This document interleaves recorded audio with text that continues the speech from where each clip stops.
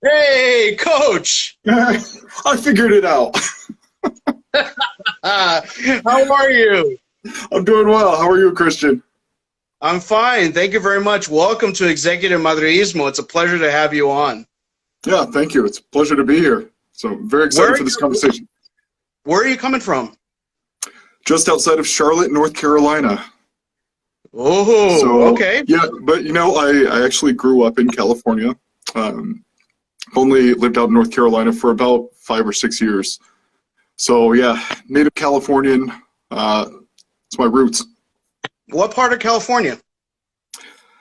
Central Valley, a little town called Turlock.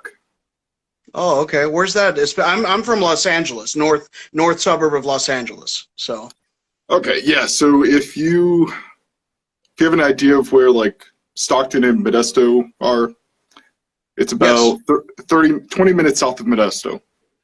Oh, okay. Yeah. Okay. So Very yeah, little town, 80,000 people. I guess that's little for California. So Yeah, absolutely. There's certainly cities that pass that population size very quickly over. yeah, definitely. When did you in Northern California, when did you make the jump to North Carolina? Was that recently or was that something that happened a while back? It was, I think, right about the time my wife and I were expecting our first child. So we wanted to figure out which family do we move closer to. My wife's family's here. My parents are in Kansas now, so we wanted to move to one of those two locations, a little more affordable there. So that was a big appeal, and I ended up getting to coach for the Belmont Abbey College men's soccer team. Hmm. So I got that offer and just immediately decided, go back to North Carolina. That's where I finished my college education. So a little bit of a homecoming there in that regard. So yeah, I've been here since, and yeah, enjoying it. That's fantastic. So at Belmont Abbey, you got in there and you started coaching that team. Was there a philosophy that you were a champion of that you wanted to institute from day one? Is it something that just you were, this is what the team is all about, our identity? Yeah. So when I joined Belmont Abbey, it was as an assistant coach. I was head of the reserve team, but assisting the first team as well. And the coach there, John Keating, just really had a great program in store. That was my first coaching experience at the college ranks. So I got to see the insides of what it's like to run a collegiate program. And it's very much mission centered. You do need the tactics, you do need the right players to come in to carry out the work. But what I've learned there is that if you can build the right culture and get everyone to buy in, so there's a central purpose, man, the ship runs really smoothly. And right now they're one of the best Division II schools in the Southeast. So yeah, I've learned a lot from that experience with John, and I've taken that to my youth coaching. Who's the rival for you guys in your conference? But there's a lot of conference movement these days. So back when I was at Belmont Abbey, it was Queen's University in Charlotte. Hmm. Then I guess after that it was Pfeiffer University, which is about 30 minutes east of Charlotte. And now I think it's there's a school in South Carolina. I'm blanking on the name right now. But when I was a student, they were like fourth in line. So but now they're number one in terms of rivalry. So yeah. That's fantastic. That's fantastic.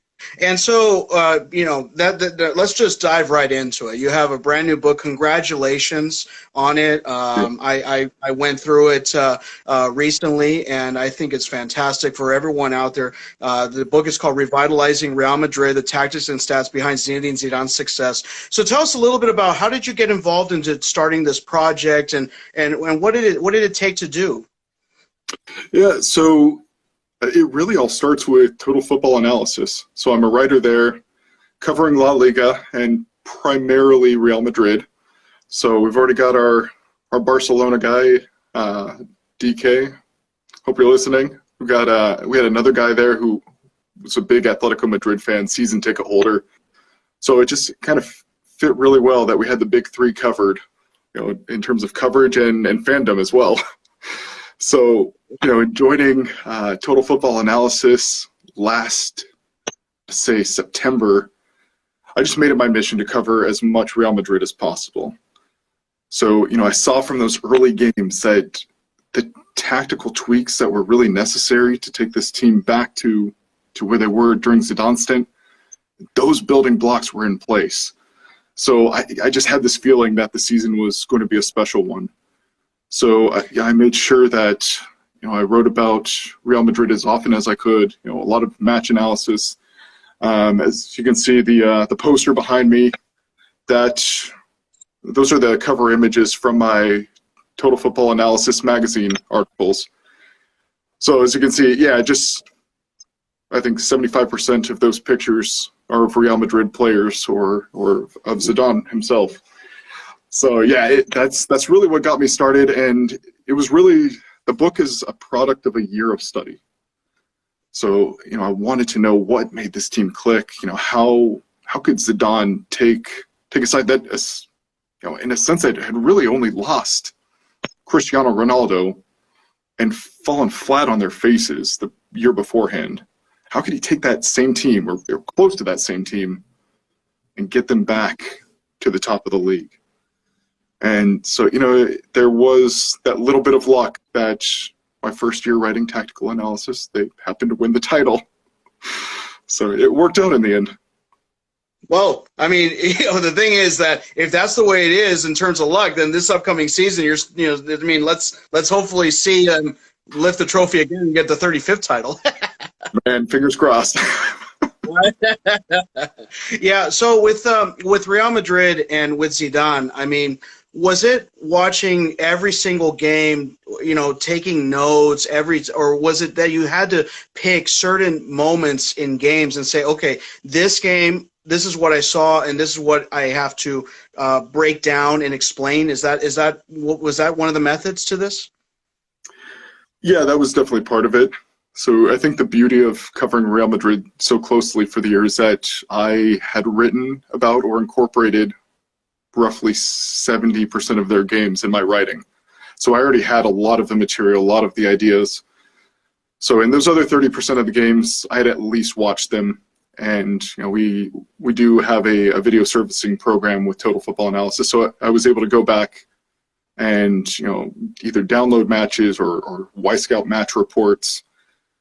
So I was able to collect all of my information pretty easily. It was all very accessible. And then it was just a matter of forming the ideas and making sure that I could fit them into a coherent storyline. So I wanted this to be more than about just the one season, because I don't know if you felt this, Christian, but as the season progressed, I thought it was more about the team overcoming the nightmare they had experienced the year beforehand. When Cristiano played his last game at the club, there's that famous picture of him walking down the tunnel in Kiev, the Liverpool sign on one side, Real Madrid on the other, and here's a solitary figure going down the stairway. And, little did we know at that moment, that was the last time he would suit up for Real Madrid.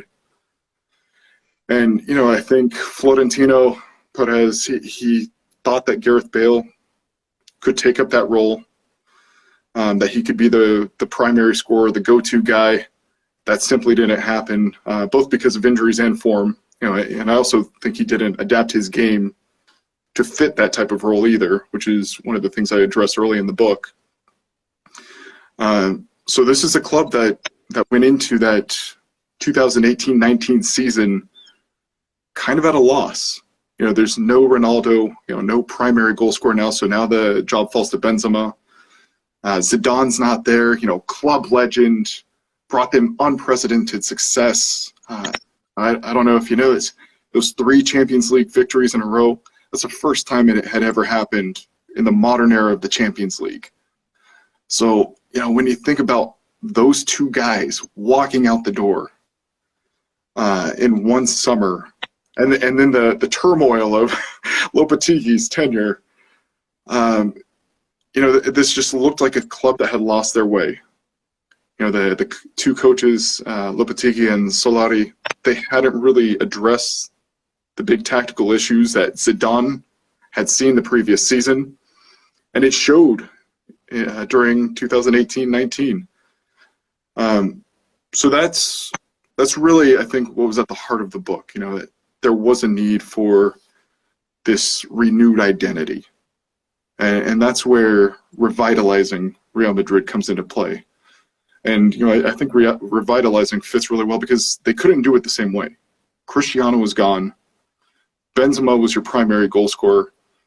And when you look at the season in hindsight, Sergio Ramos is your second top scorer. So there's really no secondary option in open play. So, he had to find a way to remake this team, to maybe a slight departure from the Galactico era, unrelenting attacking and 3 goals per game. But what he did do was he gave Real Madrid Europe's best defense. And, it's not the way we're used to, especially in the Ronaldo era. But you just can't doubt the results. I mean, this side was so solid defensively, and I loved seeing the pride that the players had anytime there was a block shot or Courtois made a brilliant save.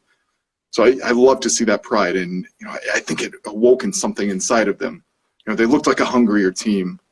The determination was fantastic. We got the sense that if they could just not drop so many points against the bottom half of the table, this was theirs to win.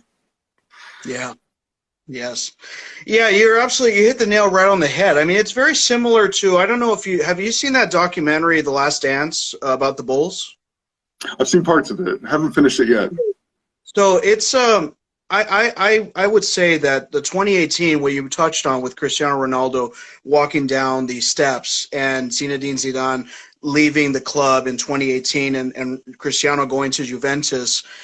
In 1998, when Phil Jackson was not retained and Michael Jordan retired, Pippen traded away, and the Bulls were 3 titles in a row, and then the next season was just a horrible season. It was the shortened season after a lockout, and they didn't make the playoffs. And so with Madrid, as you pointed out, in the 2018-2019 season, I mean, if you look at the numbers, it was pretty stagnant in the drop in terms of the points they acquired in La Liga, and the fact that in Champions League they got bounced in the round of 16, which hadn't happened since 2010. Because before that, for 8 years in a row, Madrid were in the semifinals or the final. So that level was constantly there. And you had the franchise player, and in the last 3 years, you had Zinedine Zidane at the helm. And so in your book, you talk a lot about that. And it's the story like you mentioned. The one thing I wanted to ask as well is that in the book, I mean, this is a book about tactics. I mean, This is a book about X's and O's. For a lot of people out there, a lot of Madridistas that are watching this, I've heard, I don't know if you've heard this too, but I've heard a lot of, fans saying that, well, Zidane, the players, they know what they like to, they know what they can do. They're professionals. They just roll the ball out and they just play, and they know how to play. I mean, is there truth to any of that? I mean, or is that all not nonsense? I think that's a very simplified view of Zidane's coaching style and really the last few years. Sure, when you had Cristiano Ronaldo, but just put the ball in the box and let him attack it. Odds are in your favor. But, you take him out of the equation and you've only got 1 goal scorer on the team. You've got to make some adjustments. You've got to do something just a little bit differently to correct course. And when you look at this Madrid team the previous season, under Lopetegui and Solari, not only were they not scoring routinely, I mean, their goals and expected goals dropped significantly from one year to the next, but they were also a horrendous defensive team.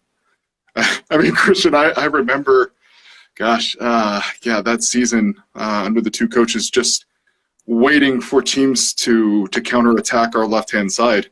Anytime there was a loss, it's like, oh gosh, don't attack Marcelo's side. He's not ready. Cruz is out of position. Don't go there. They passed it in front of Ramos. Here comes Ramos. Yep, Ramos is beat.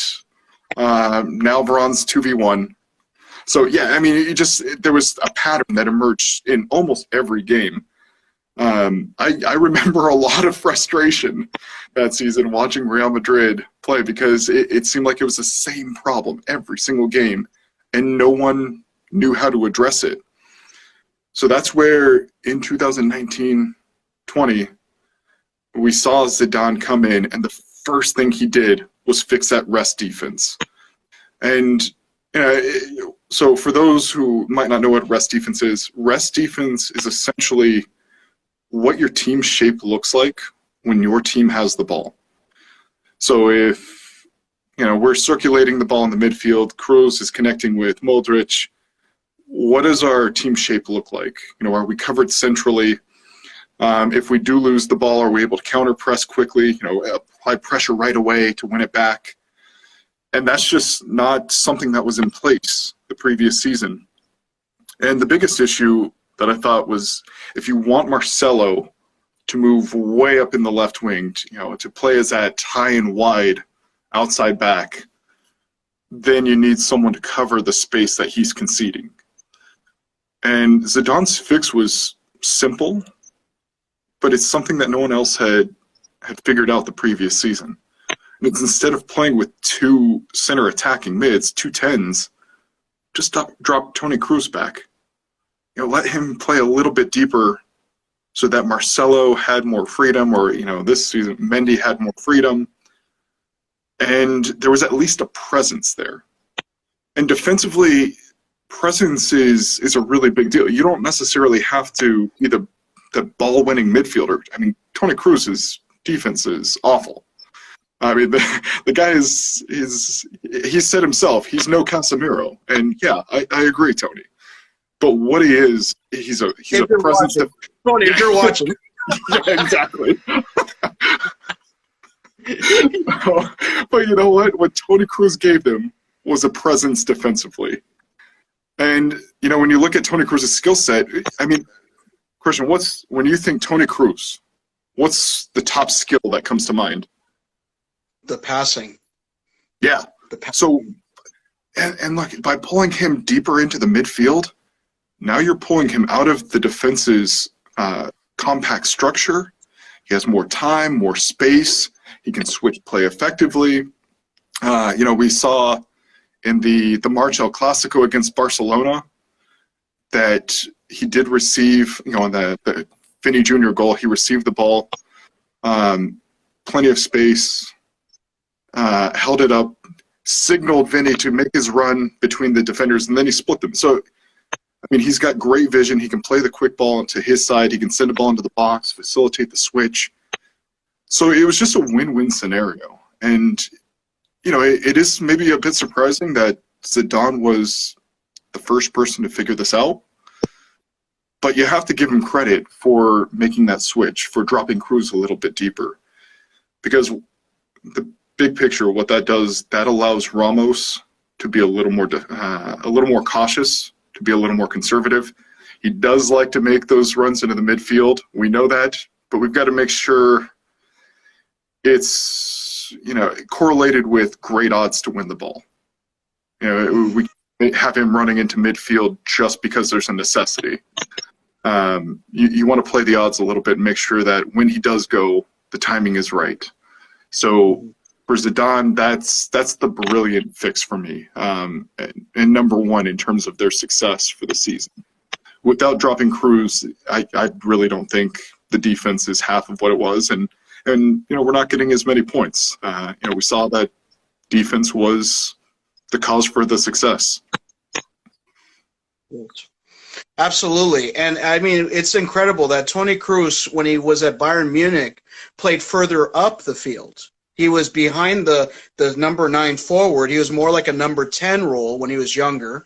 And with Madrid, they set him further back in the midfield.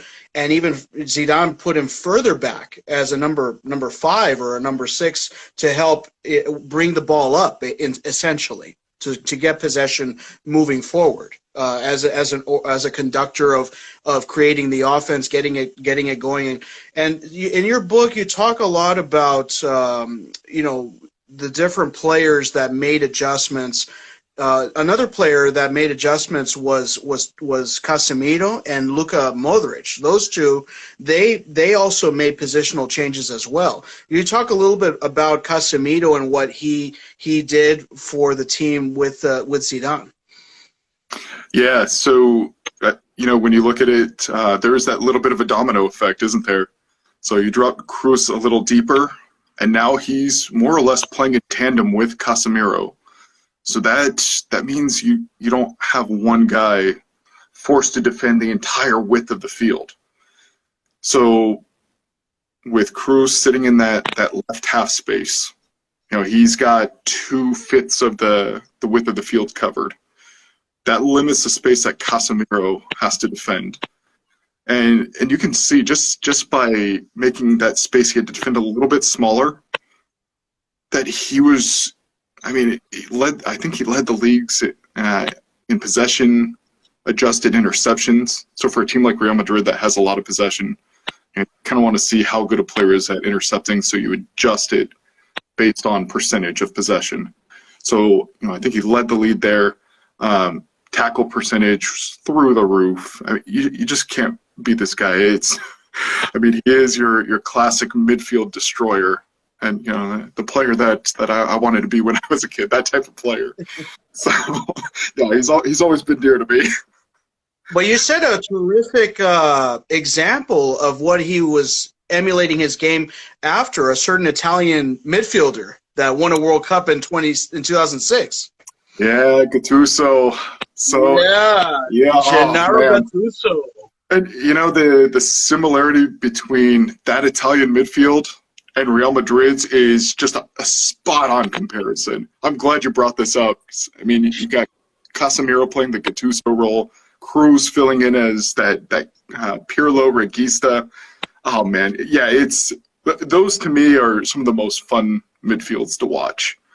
I love that mix of just immense distribution talent, and then that aggressive, high-intensity, ball-winning midfielder. And I think by putting Casemiro and Kroos together in midfield, that gives Casemiro an easy out when he has the ball. I think he's much better than people give him credit for. If you're on Real Madrid Twitter, you see a lot of people roasting him for his, lack of security in possession. And there are times, I'll give them that. But, putting him in a midfield with Toni Kroos, and then, if Modric is in the game with him and Modric can come back deep to receive, then you have Ramos and Varane, who are also very press-resistant players. It gives Casemiro that easy out where, he doesn't have to be the one to get them out of a jam. He can more or less stick to what he's phenomenal at. And, I think that just made the whole team click. That's one of the biggest things as a coach. You have to find the right roles for each player. When you establish that network and everyone has a clear identity of what it is they need to accomplish within the team's tactics, there is that beautiful flow that occurs. And we saw that with last season's Real Madrid team. So Casemiro was definitely a big part of that, especially, with the, my second favorite tactical innovation from Zidane, the man marking high press. Yeah, and would you talk a little bit about that aspect of the defense, because people don't understand the terminology behind some of these things, these strategies. So, what is man marking high press? All right, so yeah, it's if you're a basketball fan, think of this as a team marking man to man. So it's very uncommon in soccer. The odds of winning a 1v1 dribble is 50-50. So you get beat once, there's danger behind. So you're outnumbered. So, but the beauty of what Zidane managed last year with this team is that he only went man to man when the opponents had the ball close to their goal. So, in that sense, that's where the high press comes in. They're defending in the high part of the field, close to the opponent's goal. So that's the high press portion of it. And then, man marking is just man to man. So And the thing is that, sorry to interrupt you, but is that when you do a high press and the other team has the ball and they're trying to bring the ball up, their backs are to your goal, so they have to receive the ball and they got to turn to make a play, and they don't have enough time because they're not running towards you. So you, as a defender, you have the advantage to press in that regard. Because if they're coming at you, you have to cover space. yeah, Correct? yeah, exactly. So I mean, Real Madrid got beat the previous season when opponents would target that space just behind the defenders and the midfielders, but that space wasn't available this past season. So yeah, you're right. Real Madrid locked it up defensively. They had that, I call it a midfield square in their rest defense where they had, Ramos and Varane at the bottom of the square, Casemiro and Cruz. So any forward checking back as an outlet, he had Ramos or Varane on his back. And he also had to take a great touch so that Casemiro wasn't there to pick off the ball. So yeah, I mean, you're absolutely right. I mean, very little time, very little space, and the odds of getting out in that situation, especially when you're outnumbered 1v4, 1v3, they're pretty slim. So I mean, that was one of the big advantages. And I think what made that work was first a really strong counter press. And so what that is, that's pressuring the opposition's counterattack. Okay, so Real Madrid loses the ball, and we want to see them close down space really quickly. Some of you have probably heard of the 6-second rule. That's the old Barcelona defensive theory.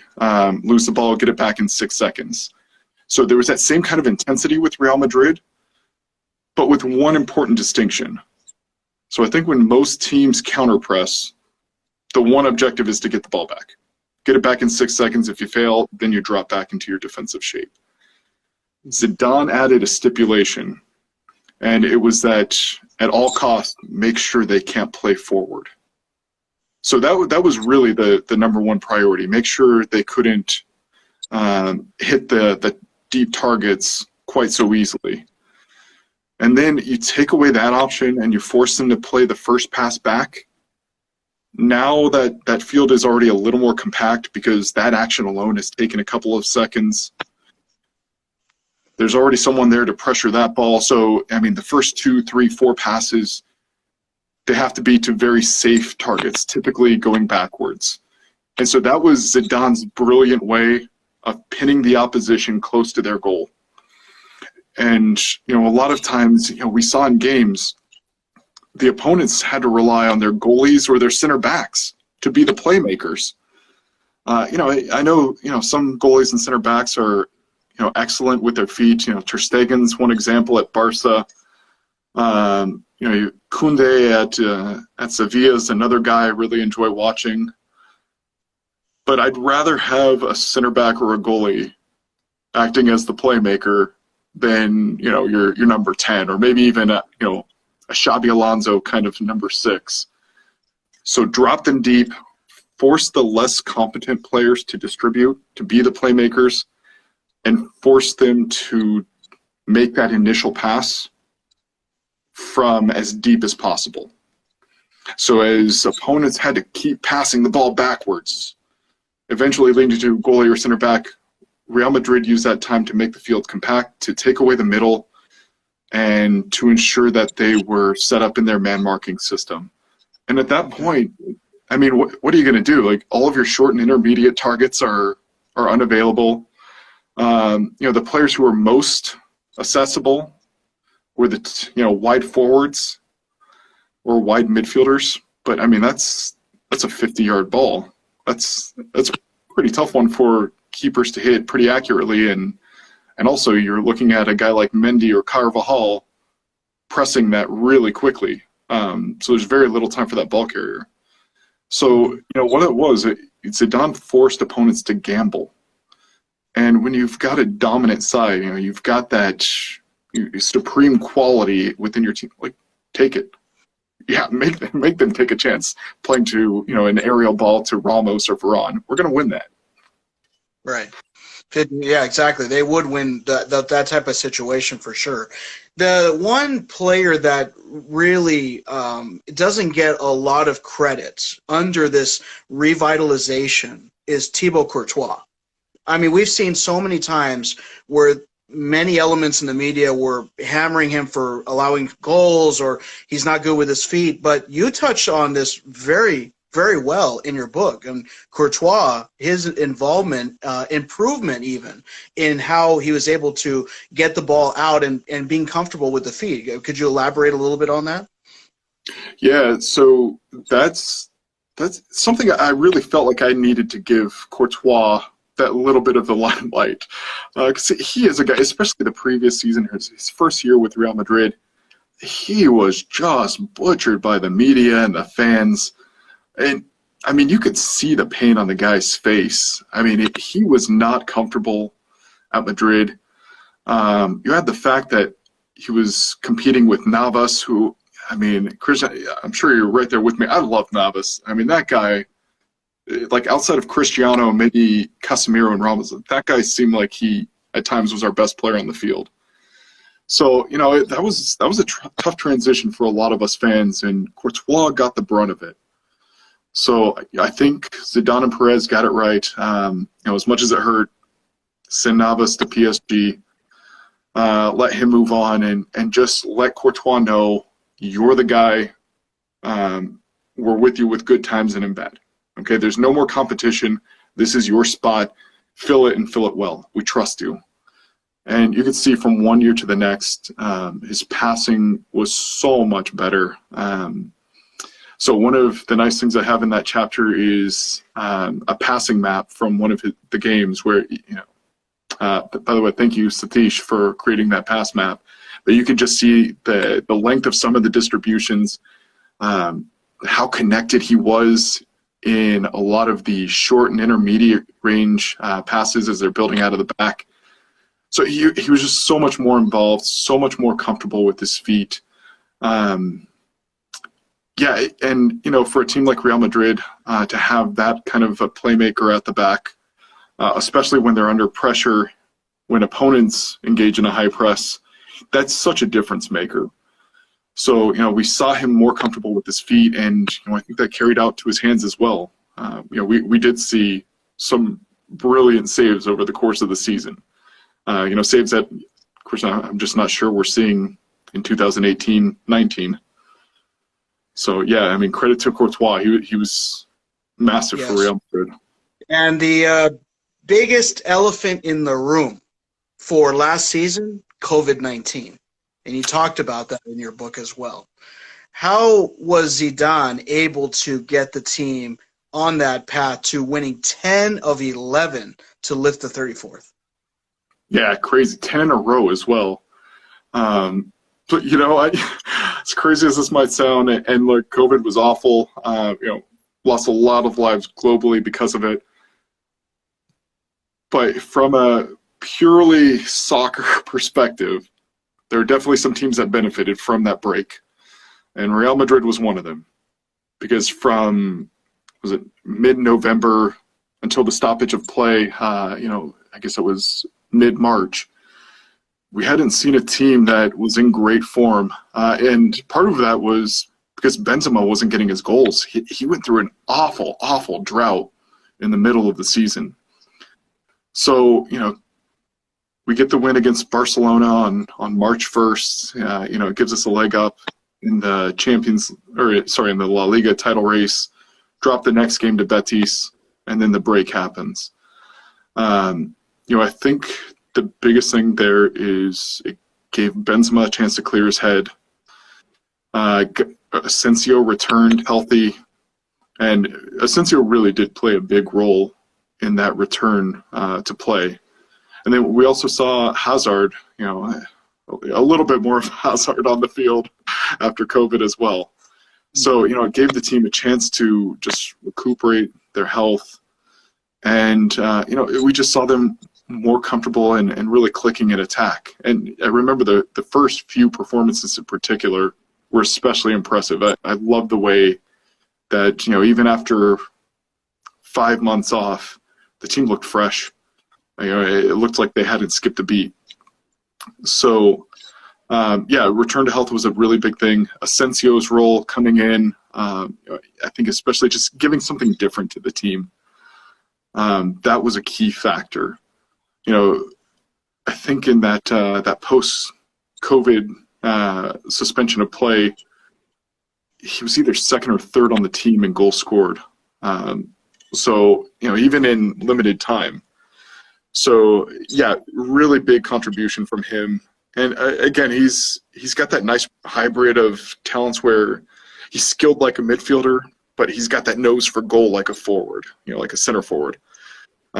So he was able to pop up throughout the field and just look for weaknesses in the opponent. I think that's ultimately his greatest skill set. He identifies vulnerabilities and he attacks them. But brilliant response from the team. You could tell the guys benefited from that break and produced that 34th title. Well, they weren't, the other thing is that they don't have breaks like that even in the summer, not that long, because let's say they end in May. They're off in June if there's no summer tournament with the national teams, let's just say. But mid-July, everyone's back in the gym, and they're back there with the coaching staffs, and then they have the preseason. So this break that we had with COVID was 3 months. That is an anomaly, absolute anomaly. And they came back all in form, and they're playing. This is the other thing that a lot of people don't know is that they played in the dead of summer. And in Spain, the summer is brutal. You're talking humidity, high temperatures, and these guys are playing full 100% week in, week out La Liga schedule in a brutal time of the year. That is also a credit to, I think, the conditioning plan that Zidane and the staff created.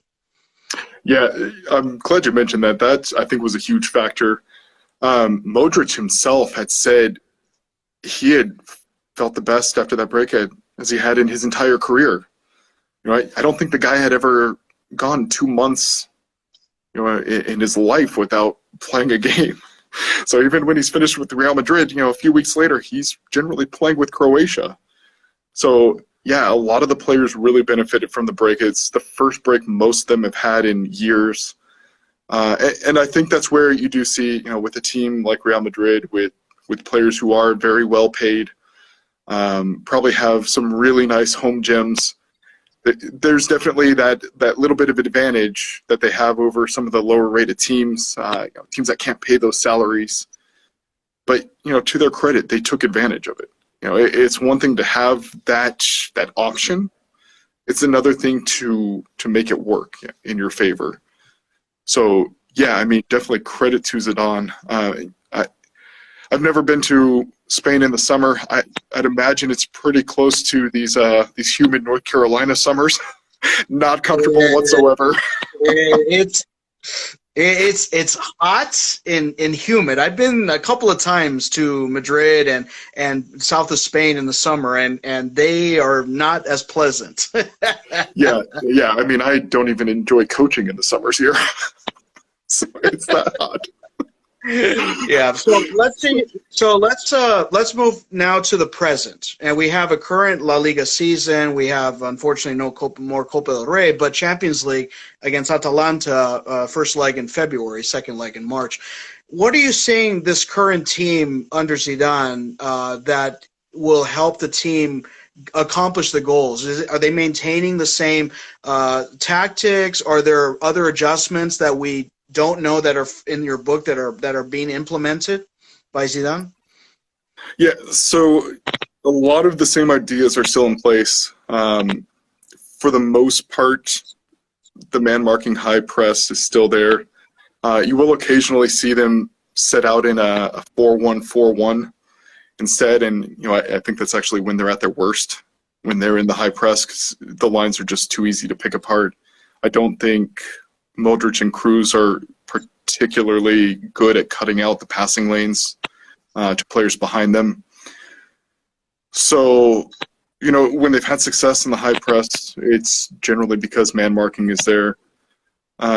We have seen some defensive frailties this season. Varane I don't know if this is just a hangover from the Manchester City tie in the Champions League, but he just doesn't quite seem the same this year. So getting him back on track really needs to be one of Zidane's top priorities. We do need Sergio Ramos back in the lineup. He's such a leader, such a difference maker when he's on the field. So we need him on the lineup, and then we need that contract renewal like now. Get him in, secure him. So otherwise, what I think Real Madrid really need to see, Christian, is I think we need to see better attacking play from those wingers, and in particular from the outside backs. You know, Carvajal again is in and out of the line with injuries, which is unfortunate. Nothing he can really, or not much he can do about that. COVID too. I'm sorry? And COVID too, I believe. Yeah. It's just seems to be one thing after another for the guy. So yeah, I mean, you feel for him there, but someone needs to step up in his present or absence. And Lucas Vasquez has done a nice job. Still has a tough time tracking runners on crosses into the box, but for the most part, he does a nice job. He gets forward. He adds an attacking element. So I think my bigger concern is on that left-hand side. Vinny Jr. has not been great this season. The guy can't win a 1v1, and that's supposed to be his top strength. I think he does need to just calm down, refocus, and really focus on the psychological side of the game. Fix that, and I think the talent shines. So there's that. We'll see how Hazard's return goes. He looked better in this last game, just yesterday, but we need to see continued improvement. We need to see him stay healthy. And then the biggest thing for me is Mendy. I love what he does defensively. He has been such a refreshing presence on that left-hand side in place of Marcelo. But at that same time, it is important to remember they bring totally different qualities to the table. So that's where, maybe against teams in the top of the table, I do think Mendy is a great option. He gives us the defensive coverage we need.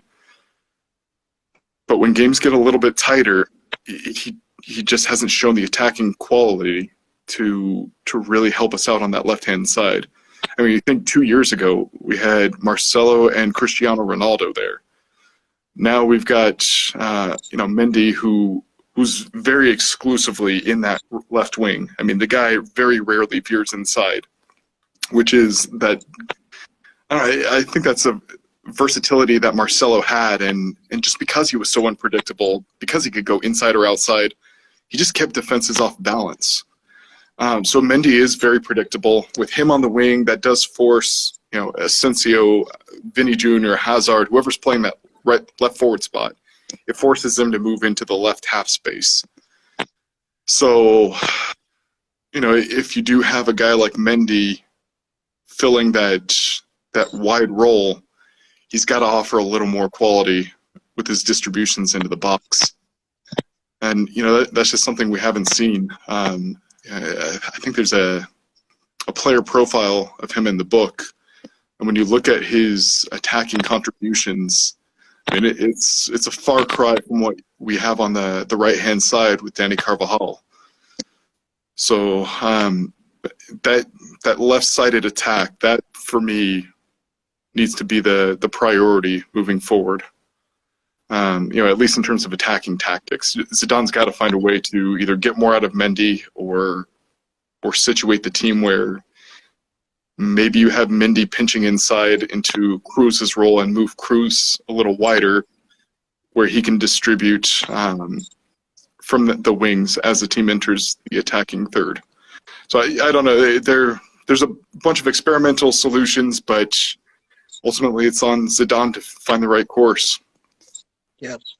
Now, Atalanta, what are the things that this Real Madrid have to focus on to eliminate Atalanta from Champions League? That's a dangerous matchup. When the draw happened and I saw that, I thought, oh no. because that's a mismatch. I see it as a mismatch because Atalanta is a free-flowing offense. They're on the come up. I mean, if it wasn't for Mbappe having a shining moment in the last minutes, Atalanta would have been in the semis against Leipzig in August. Yep. And people forget about that. I mean, this is no joke. Atalanta's a really good team. What do you think? Like, what are the things that the team have to focus on to stop Atalanta? So fortunately, it looks like Papu Gomez, the brilliant Argentinian number 10 at Atalanta, he will likely not be there. There's rumors that he is heading to Sevilla. We'll see if that comes to fruition. Pulling him out of the lineup does definitely make this matchup a little more palatable. But we are going to see Real Madrid really have to take care of the two forwards up top. I think that's the way Atalanta will go. Last season and most of this year, we've seen them play a 3-4-1-2. So Illich, is one of the guys who's going to play up top. He'll go directly up against Ramos. That's the biggest matchup of the tie. We need to see Ramos healthy and in a position where he can handle Illich, and he will likely need some help from Mendy or even Casemiro and Cruz. So that's key number one. But Chris, as I think about this matchup, I almost hope that Real Madrid is willing to give up the ball. That their pride doesn't force them to want to be dominant in every phase of the game and try to pin Atalanta back. Because I think with that side, they are so open, so free-flowing that you can catch them out. And, you mentioned that PSG tie. It was only late in the game that we saw PSG really turn it on. It was almost like Mbappe and Neymar were like, okay, guys, let's be serious now. There's some space to run into. Let's get there. So this is where I think if you have, I don't know, if Vinny's in form, I think this is a matchup where Vinny really could excel. He does have that blazing pace behind the lines that really comes in handy against a team like Atalanta. And really, you look at this team, almost everybody wants the ball at their feet. Benzema wants the ball at his feet, same with Hazard, Asensio. Vinny seems like he's the only one who really wants to run in behind. So, I think if we do stick him in the lineup, and especially when Atalanta is attacking in our defensive half of the field, man, there's space for Vinny to run into. And with the back three, they will require, a right center back to move into the wing to go contest him. I like the odds of Vinny winning that matchup. So, will that happen? I'm not sure. He's got a lot to prove before the first leg. And if Hazard's healthy, it's tough to put that level of talent on the bench. But I think if Zidane is smart in the way he approaches this, he can definitely catch Atalanta out, and that's, I think, one of the keys for me. All right. Excellent. All right. So, Coach, we got this segment called The Final Stretch, which are 10 random questions. All right. And we have a classification, like a league table of all the guests that have been on Charlas. So they're just of any topic. Are you ready to go? Let's go. All right. So, number one, you're a goalkeeper in a World Cup final, which goes to penalty kicks. Which player's shot do you want to stop the most? I want to stop Messi's. There we want to stop Messi's. By the way, I'm Argentine American, so that puts a you're in a tough spot. I know, right? You should ask me that question. No, I'm kidding. That's a good answer. Number two, what was the last concert you attended before the pandemic? Yeah. That is a great question. Wow. I think it was back in my college days. A couple of buddies were, yeah. I mean, I just don't, if I'm going to spend the money, I want to go to a game. Yeah, okay. So, but yeah, a couple of buddies. There's been a pandemic. There's been a couple of administrations. I mean, a little bit of time. A little bit of time. So, yeah, a couple of buddies put on a show at a coffee shop, so I went to that. Give them some support. But yeah, that might be the last one. All right, no doubt. Number three, Fruit Loops or Frosted Flakes? Let's go Frosted Flakes. They're great. They're great. Number 4, when this pandemic ends, which destination would pique your interest more, Hawaii or Rome? I would probably go to Rome. There's just so much to do there. I've been there once. My wife and I went to on a tour of Europe for our honeymoon, and we spent about a week in Rome and just didn't feel like we had enough time.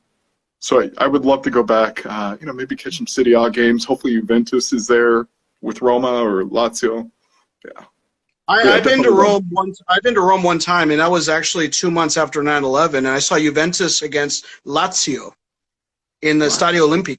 And that was and Zidane played for Juventus in that game. He was the last season of him at Juventus before he went to Real Madrid. So here we go, Oh man, hit the jackpot. Good answer. Number 5. Which school would you want to win a national championship against, Duke or North Carolina? Which sport? In soccer. Oh, in soccer.